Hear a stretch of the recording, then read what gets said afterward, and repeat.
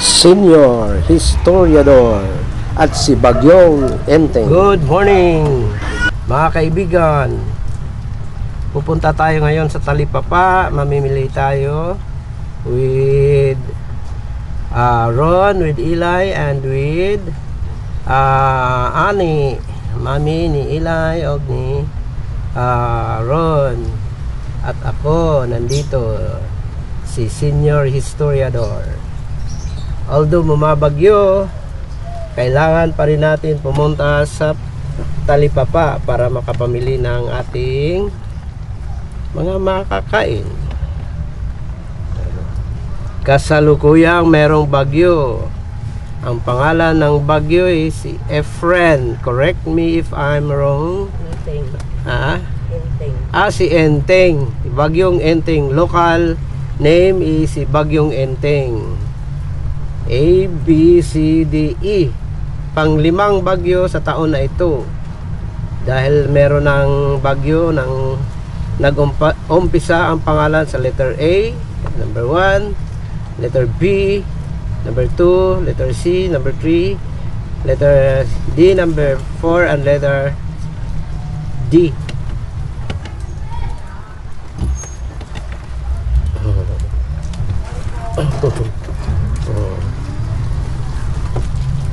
At ngayon pala ay si Bagyong Enteng. A, B, C, D, E. Panglima. Okay, medyo nagkagulo yung bilang natin. But anyway, lagay na lang natin yan sa ating sa text or sa labels dyan. Nasa loob pa lang tayo ng ating subdivision sa Westwood Highlands. At ang kalye ay halatang basang-basa. Mula pa kagabi ay naulan na talaga. Since yung ating governor si John B. Crimolia nagbigay na ng nagbibigay na ng advice kahapon pa lang na ang bagyong si Enteng ay darating sa oras ng 11, ikalabing isa ng umaga, magtatanghali na. But yesterday pa lang, kahapon pa lang ng gabi ay binuhusan na tayo ng ulan. Maraming ulan. So, ang epekto doon sa mga announcement ni Governor John B. Crimolia is para i-inform ang mga eskwelahan, mapagobyerno o makapribado na mag-cancel na ng classes. So, base doon sa announcement, nag-advise ang ating Governor John B. Crimolia na all levels, public and private schools are suspended. All classes are suspended. So, nagkataon na ating mga estudyante, hindi natin malaman kung natutuwa ba or nalulungkot dahil sa wala na namang pasok. So, Lunes, ikadalawa ng September sa taong 2024,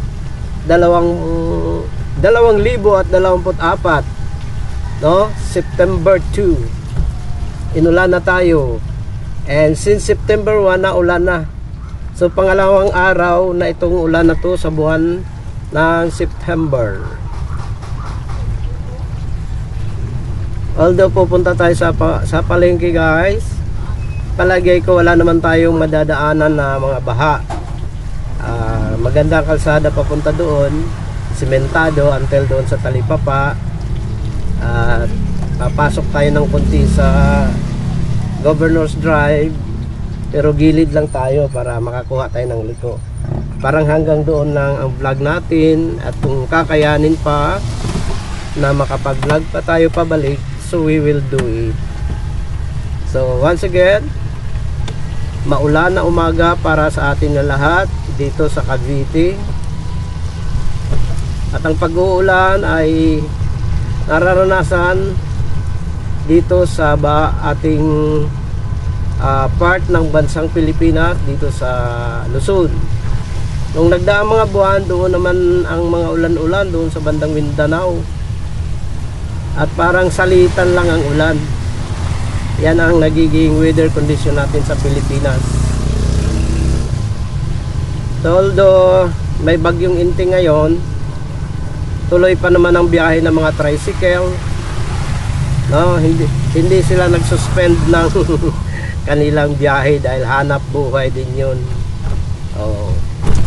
Lalo na ngayon na walang pasok ang mga estudyante, matumal ang kita ng mga nagka-tricycle dito sa ating linya sa Langkaan 1 at malamang sa ibang mga barangay din naman, ibang linyahan ng mga tuda ay pihadong matumal din ang kita ng mga nagka-tricycle kasi buong Cavite na nga ang nagsuspend ng klase. So meron tayong pababa ngayon guys, kalagitnaan ng ating biyahe papunta sa ating destinasyon. Medyo ingat-ingat pa rin tayo sa ating pagmamaneho kasi alam mo na pag maulan, mabasa ang kalsada, medyo madulas ang ating mga dadaanan. So sana walang madudulas ng mga sasakyan at yung mga taong naglalakad, sana walang madudulas at sana matapos natin itong bagyong Inting na wala namang mangyayaring damage, walang taong masasaktan or ma-injured. Sana everything's going to be alright para the following day, pag wala ng bagyo, kawaan ng Panginoong Diyos, magpatuloy ulit sa mga gawain katulad ng pagpupunta or pag-a-attend ng klase sa ating mga estudyante. So may kasalubong tayo na malaking truck, gigilid tayo. Yan, pupunta tayo dito guys sa Sustamina. Bibili si Ani, mami ni Eli at mami ni Ron, bibili ng iluluto ng mga siguro pork or kung ano yung makikita nila. Hindi naman ganong karamihan mga nakakasalubong natin mga sasakyan. Medyo light lang ang traffic ng ating tinatahak na Langkaan Road. So okay lang. Yan, pwede pa tayo magbili, makakabili pa tayo ng mga gulay. May mga dairy products. At tuloy pa rin ang trabaho ng mga nagsiservisyo sa atin sa mga pangungulikta ng mga basura. Hindi nagiging hadlang ang bagyong Inting. Tuloy pa rin ang buhay sa Pilipinas. Tuloy pa rin ang buhay sa Cavite, dito sa ating pamayanan at sa iba pang mga kalapit na mga barangay ay tuloy pa rin.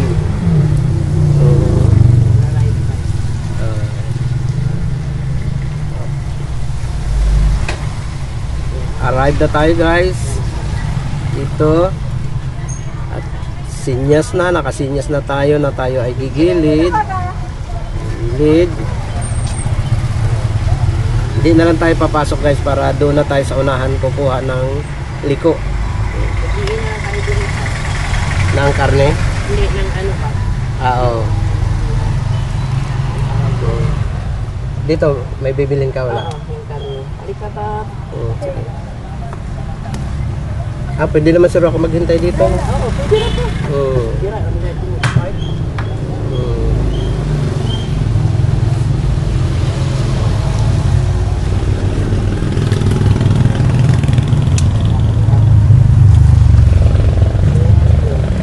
Very good po yan. Very good. Tapos po, pwede. Antay mo lang kami dyan.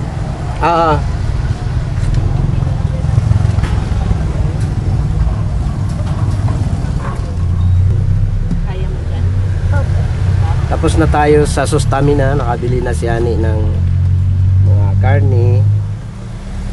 Ayan. Pork na iluluto. Ready na. Balik na si Eli. So, tuloy tayo sa GE naman tayo guys. May konting bibilin lang. Sigarilyo, gano'n.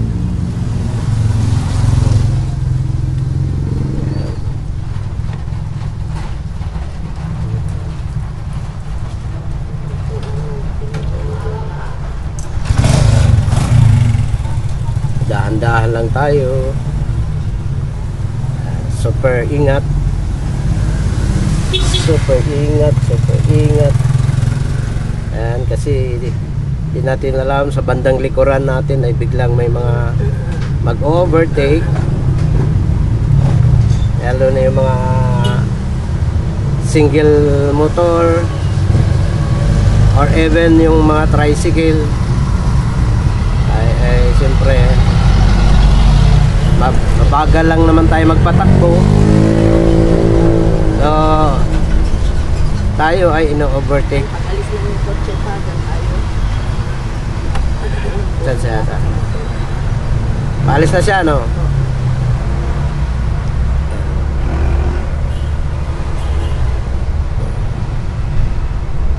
Yan na, nakakuha tayo ng parking. Thank you naman. Thank you. So, lapit pa, no? Kaya pa yan? Tika lang. Yan, wala namang sisita. Umbrella.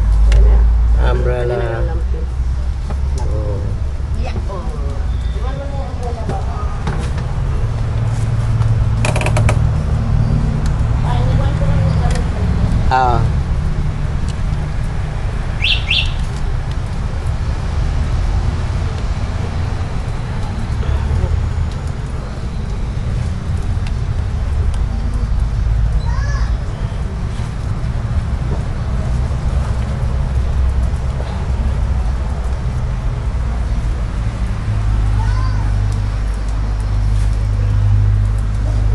Papasok tayo sa tindahan mga kaibigan dito sa GE para ma-explore natin ang kanilang mga paninda, ano yung mga goods nandito, at para naman maipakita rin namin sa inyo virtually na habang nandyan na nakaupo kayo sa inyong mga tahanan, sa inyong mga upuan, sa mga salas, makakapagbigay naman tayo ng kunting ideya kung ano mga nilalaman dito sa ating pinasok or binisita na tindahan.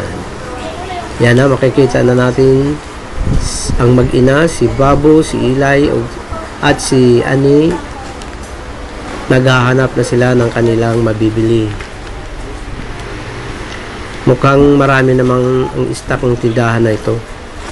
At dito rin kami minsan bumibili ng mga paninda dahil meron din itong pang wholesale price. At may suki card din dito sa GE na naiipon ang points sa yung mga binibili ng mga items. Halos kompleto din dito mga kaibigan. Yan, mga noodles, may mga chicherya, mga sabon, at iba pang mga pangangailangan, mga mantika, flour, mga panimpla, mga seasoning, at meron din mga plastic products, meron din mga beauty products, Meron pa yung parang may gatas na gatas pambata, at iba pang klase mga gatas, kape, at iba pa. Mula dito sa loob ng tindahan, maririnig pa rin natin ang ulan na dulot ng bagyong Enting. Mukhang lumalakas ang buhos ng ulan dito sa ating area. Dinig na dinig dito sa loob ng tindahan ang lagatak ng mga ulan dito sa bubong ng GE. Ito ay dulot ng bagyong Inting.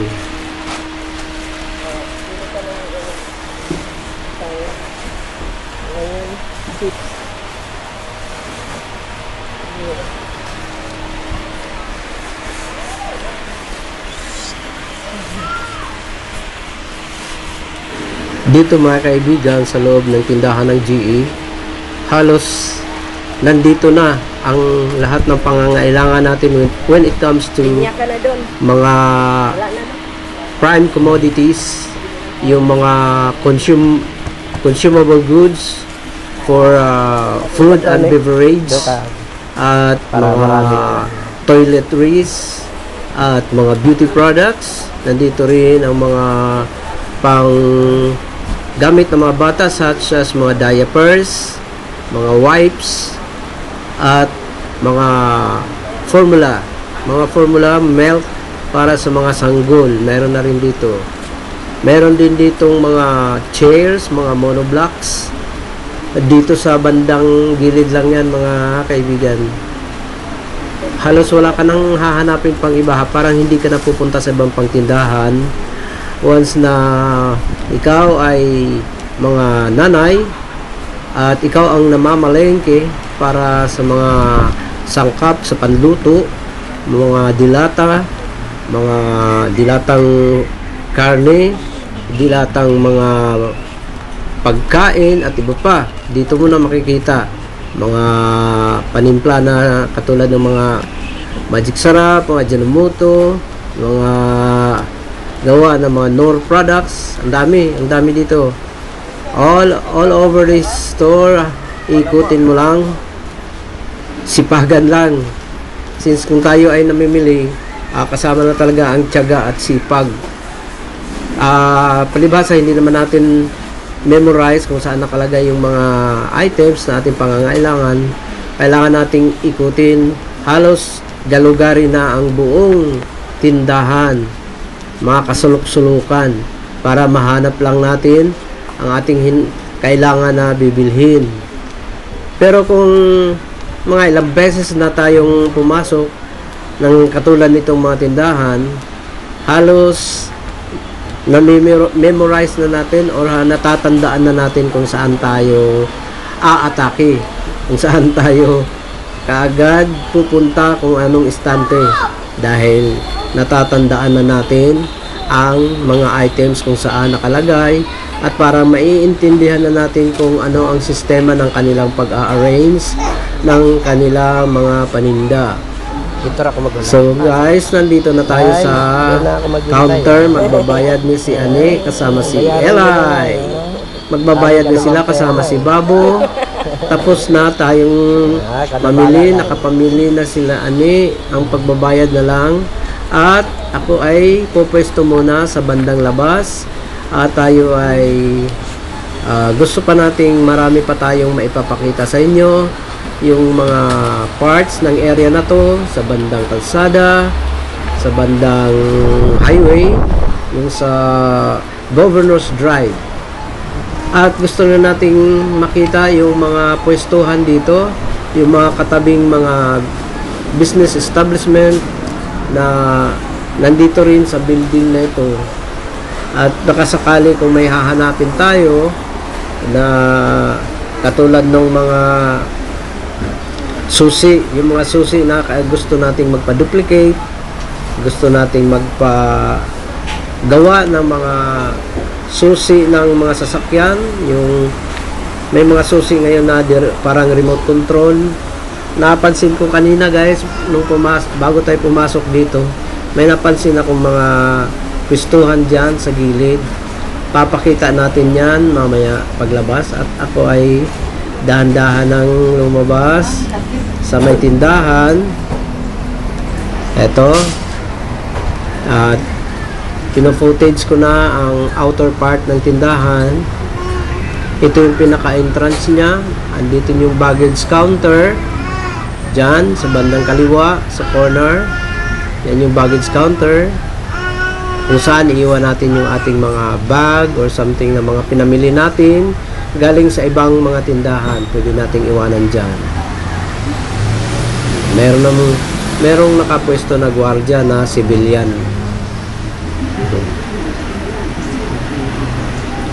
Ay yung sasakyan natin guys, ang EMC Golf.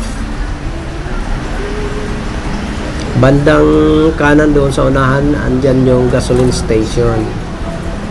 At dito tayo nakapark, dito sa halos sa hagdanan na tayo nakapark guys, mga kaibigan. Medyo sinwerte tayo na wala masyadong mga sasakyan na nakaparada dyan sa pwesto na yan, kaya nakapark tayo na maayos.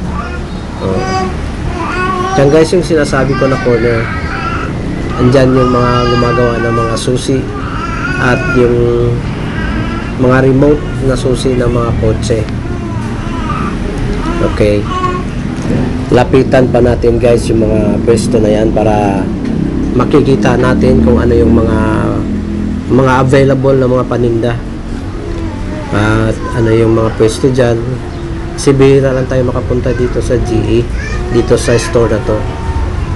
O yun, kitang kita, andyan na yung mga paninda nila dyan. Mga ilang pwesto yan. At meron din palang liempo, mga ihawan ng mga liempo. Andito lang pala, nakapwesto dito. Maganda dito pwestuhan, di tayo babasa pag umuulan. Yan, dito siya umiikot. Kasalukuyang may pinaiikot silang liempo. Yan, 140, merong 145, yung isa chorizo spicy 145, yung isa naman is 140, and regular chicken regular. Yan, ganun lang ang presyuhan. Chicken to 95, liempo to 50. Pag may budget, bili agad para pang ulam sa ating pananghalian. Pwede. Alright, okay. So tingin-tingin din tayo dito sa malapit sa pinagpaparkingan natin guys. Sometimes kailangan nating ma-record yung mga area kung saan tayo nakapwesto, saan tayo nakapark, for viewing purposes, or by the time na meron tayong gustong makita dahil may hinahanap tayo or something, na sino yung mga katabi, sino yung mga nakatayo na mga tao, mga sasakyan. Yan, kaya mainam din na mag footage tayo around the area kung saan tayo pumupunta. Kasi dito halo-halo na rin ang mga tao, halo-halo na rin ang masasakyan. Para na rin tayong for future reference, mainam din na napo-footage natin ang mga lugar na to. Kasalukuyang nagtutuloy pa rin, so continuous pa rin ang ulan dito sa ating area. Nararanasan pa rin natin ang mga ulan-ulan dulot ng bagyong Enteng. Although hindi naman ganun kalakasan dito sa parting Langkaan, but kailangan pa rin nating mag-iingat dahil ang pag-uulan, pag nabasa ang ulo natin or nabasa tayo, hindi tayo nakapagpayong or hindi tayo nakapag-raincoat, malamang sa malamang magdudulot ito ng ubo or sipon or sakit ng ulo sa ating katawan. Mapeperwisyo tayo, kaya kunting pag-iingat lang dahil sa bagyong Enteng. Tayo ay hindi muna pinapayagang pumasok ang ating mga estudyante, ating mga kabataan sa eskwelahan. Suspended all levels of classes, which means all levels from kindergarten or from daycare to elementary to high school and to colleges. Lahat nun, all levels, walang pasok. Ang mga ginagawa ng mga estudyante ngayon as per advice ng mga teacher is to stay at home. At yung iba naman, mga estudyante, yung mga elementary, high school, pinapadalhan sila ng mga modules or yung mga study materials, yung nandoon na yung mga exercises ng kanilang lessons, pinapadala through online at pinapaprint na lang nila sa mga available na mga printers sa mga sari-sari store. Paprint nila at nagkakaroon sila ng kopya ng mga class, yung mga class exercises, ganon. So mga kaibigan, pupwesto tayo dito sa gilid ng parmasya para masilayan natin ang sa labasan ng tindahan. Itong ating nakatutok ngayon sa ating camera ay ang highway na tinatawag na nasa ano yan, yung Governor's Drive. So which means highway pa rin yan. Highway pa rin yan dahil mahaba yung excuse me po. Mahaba yung Governor's Drive na yan. Nagmumula yan, starting point niya ay doon sa may Palapala. Doon sa may Robinson. Sa Big R doon nag-umpisa. Yung papunta dito pababa sa Langkaan. Diretso sa may Manggahan. Papuntang Gen 3. So mahaba yon. Aabot pa siguro yan doon sa may yung kasunod ng Gen 3, yung mga Maragondon na. Tuloy-tuloy na yan hanggang papunta doon sa may mga resort, mga beach resort.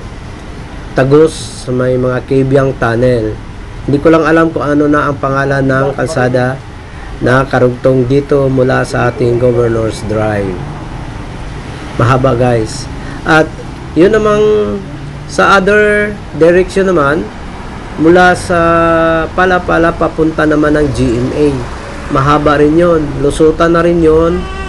Mula dyan sa Palapala, sa GMA hanggang sa Batangas. At doon mo rin masilayan ang SLEX, yung South Luzon Expressway na nagdudugtong mula dito sa southern part ng Kamaynilaan dito sa Laguna, sa Batangas, papuntang Quezon Province, hanggang papunta na doon sa may Mayon Volcano, doon sa Albay, yung mga tawiran natin sa may Matnog or San Isidro, yung maglalaan trip mula dito sa Luzon, papuntang Mindanao, yun na yun. Dadaan dyan sa may South Luzon Expressway or sa SLEX. Mga kaibigan, ready na tayong bumalik, umuwi na sa ating tahanan dahil na-secure na ang ating dapat mabili. Nabili na ni Ani, ni Eli at ni Babu. So very obvious, basa-basa pa rin sa ulan ang ating windshield. Hayaan lang natin nung kakaganyan niya na medyo basa yung ating windshield. At least meron pa rin tayong nagagawang video. At obvious na umuulan. So far, so good naman ang ating biyahe, yung pagpunta dito at yung pag-ikot-ikot natin. And now, uuwi na tayo. So manebrada muna ang ating sasakyan para makatuloy na tayo sa ating pag-uwi.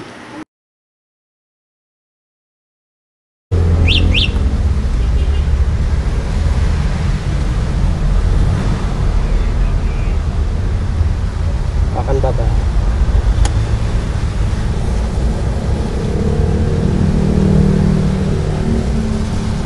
Samahan nyo kami mga kaibigan at babiyahe na tayo pa uwi. Samahan nyo kami at isi-share namin sa inyo itong para sa inyo, this is a virtual trip sa mga lugar na hindi pa nyo napupuntahan. Para sa mga hindi pa nakapunta dito, ito ay para sa inyo rin.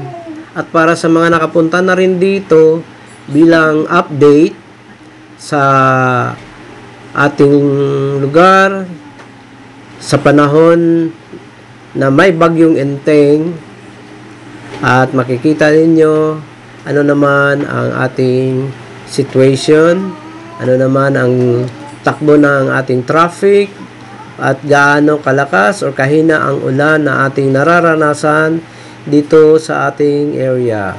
So guys, let's continue. Stay put lang tayo at malapit na natin matapos ang ating video. Samahan nyo kami hanggang sa dulo at enjoy na lang natin. Enjoy natin ang ating biyahe papuntang Westwood, papuntang residence, na tayo ay makauwi na at mailuluto na rin itong nabili ni Ani ng mga pork, at tayo ay kakain ng ating pananghalian. Let's continue guys. Let's just go on. May mga magandang bagay din pag umuulan. Una, medyo makapahinga tayo sa sobrang init ng araw sa ating paglalabas-labas, paghahatid at pagsundo ng mga bata. Yung mga nagdaang mga araw medyo mainit. Ngayon, naulan, walang pasok at medyo malamig ang panahon. So, nagkaroon tayo ng pahinga sa mainit na panahon. Yan ang isa sa mga nagiging advantage pag umuulan. Pero yung disadvantage naman ay marami namang magkakasakit dito sa ulan na to, yung ubo at mga sipon, lalo na sa mga kabataan. Prone sila sa mga ganitong muulan. Sila ay madaling magkakaubo. Although yung mga kabataan natin ay meron namang mga bakuna, kakaubo pa rin.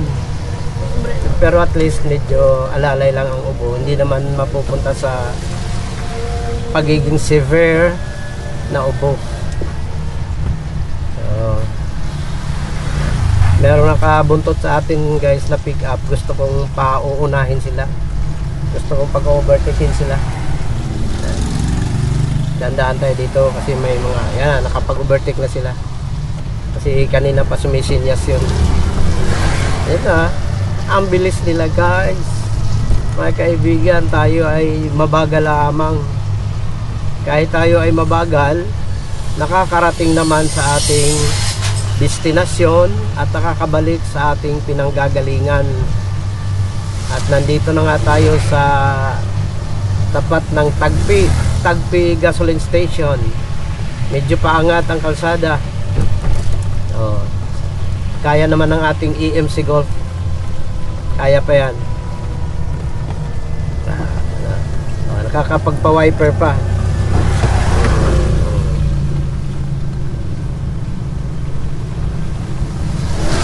Dito naman, tapat natin ngayon ay workshop or bodega ng Kaparal.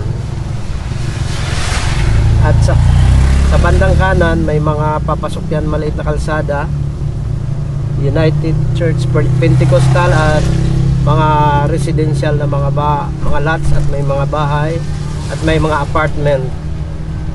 Hindi na rin malayo sa atin ay mga car wash, mga vulcanizing shop. Yan o, may mga hardware, meron ding Japanese restaurant, merong parlor, may massage parlor, mga sari-sari store, at mga apartment. So, tuloy na tayo guys. Nakakita na naman ako ng mga kahoy na nakahilera sa tabing kalsada. Parang nararamdaman ko na naman ang sarap ng dinudulot ng mga kahoy, yung comfort, yung serenity, at yung pagiging tibay ng mga kahoy. Speaking of kahoy, excuse me po, speaking of kahoy at ang ulan, ito ay magandang kombinasyon para sa dalawa. Para sila ay magkaroon ng maiinom. So, tutubo sila ng maganda. Hindi sila may istorbo. Angat na tayo. At hindi lang kahoy guys, pati mga halaman na iba, mga bulaklak at mga prutas. Yan! Meron silang pagkakataon na lumago, dumami at lumaki, at marating nila ang tugatog ng kanilang buhay. Katulad ng isang tao, katulad din sa atin, ang kahoy ay may simula, may gitna, at may dulo. Parehas lang ang kahoy, merong buhay. Ang tao ay meron ding buhay. Bagamat parehas may buhay, may kanya-kanyang papel, may kanya-kanyang rule ang bawat isa sa atin. Ang kahoy nagsisilbing tagapagligtas ng mga pangailangan ng tao, kasi sa kahoy dyan makukuha ang mga materyales katulad ng mga lumber, sticks, mga lawanit at iba pang mga sukat, iba-ibang sukat ng kahoy na maaaring gamitin na materyales para sa gagawing mga bahay, mga tirahan, mga sa building. Gumagamit din sila ng kahoy sa mga cabinet at iba pa. Tayo naman bilang mga tao, tayo ang natukahan, tayo ang naka-assign para ingatan ang ating kalikasan. Nababanggit ko ang kalikasan mga kaibigan dahil ang kahoy ay parte din ng ating kalikasan. Na ang kalikasan ay unang ginawa ng Panginoong Diyos at ang tao ay huli na. Nung nandito na tayo sa mundo, meron ng kalikasan na wala namang ibang binigyan ng toka or assignment para pang-aalagaan ang ating environment kundi tayo mga tao. At yun na nga, sa ating pagpapakabuhay dito sa mundo, minsan naaabuso natin ang kalikasan na marahil ito ay nagdudulot din ng problema, nagdudulot din ng mga sakuna sa atin, para sa ating mga tao, at damay na rin ang kalikasan. Hello, morning! Kaya ang may share natin na lesson sa video na ito at sa vlog na ito, na tayo mga tao, ingatan natin ang ating environment na ipinagkatiwala sa atin ng may kapal, ng may gumagawa, yung gumawa ng lupa, gumawa ng tao, yung gumawa sa atin, yung ating creator. Atin silang iingatan at sa ganon ang environment ay mag-iingat din para sa atin. Maraming salamat mga kaibigan sa buong panig ng mundo, kung saan man makarating ang video na ito. Maraming salamat sa inyong pakikinig at panonood, at sa susunod nating vlog at sa susunod na video, kayo ay aking inahanyayahan na manonood. Maraming salamat at bye-bye.